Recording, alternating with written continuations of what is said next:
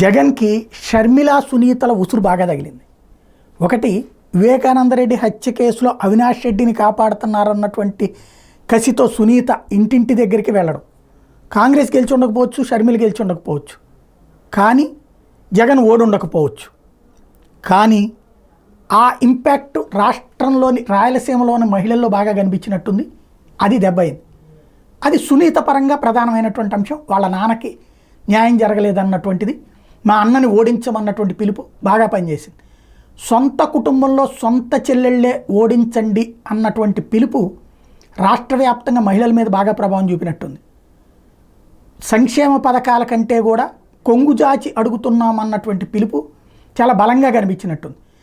తమకి అధికారం ఇవ్వండి అని అడిగి ఉంటే ఇచ్చుండేవాళ్ళు కాదేమో, కానీ అన్నని ఓడించండి అన్నప్పుడు వాళ్ళే ఇక్కడ జగన్కి వ్యతిరేకంగా ఓటేయడానికి, చంద్రబాబుని గెలిపించడానికి ఉపయోగపడింది. ఇది ఒకటి. సునీతకి ఇప్పుడు శాంతి నెంబర్ 1. రెండవది వచ్చేటప్పటికి షర్మిల. ఆస్తిపరంగా షర్మిలని అన్యాయం చేశాడు అన్నటువంటి షర్మిల వాదనకి ఇప్పుడు ఆవిడ కంట తడి పెట్టినటువంటి దానికి, అంటే ఒక మాట అంటారు కదా, ఆడపిల్ల ఉసురు పోసుకోకూడదు అన్నటువంటిది, ఆడపిల్ల కంట తడి మంచిది కాదు అన్నటువంటిది, అది ఇప్పుడు ఇక్కడ కనబడుతుంది. ఆడపిల్ల ఉసురు ఇక్కడ తగిలింది, షర్మిల ఉసురు ఇక్కడ బాగా తగిలింది, కొంగుజాచి అడుగుతున్నాను అన్నటువంటిది బాగా తగిలింది. ఆవిడ ప్రధానమైనటువంటి అంశం ఏంటి? అంతకుముందు రాజశేఖర రెడ్డి దగ్గర ఉన్న ఆస్తి పరిమితం, తను సీఎం కాకముందు. జగన్కి వ్యాపారం పరిమితం. రాజశేఖర రెడ్డి సీఎం అయ్యాక వ్యాపారం పెట్టుకున్నాడు జగను. అందులో వచ్చిన లాభంలో కూడా నాకు 50% వాటా కావాలంటది షర్మిల.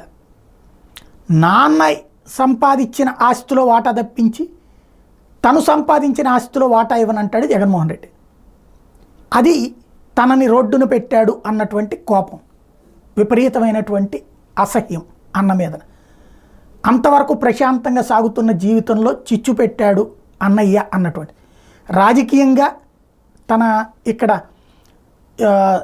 విజయమ్మ, తర్వాతన షర్మిల, అనిల్ ఎవరు ఫోన్ చేసినా పని చెయ్యొద్దని అన్ని ప్రభుత్వ విభాగాలకి సూచించడం కూడా ఆమెలో కోపం తెప్పించింది.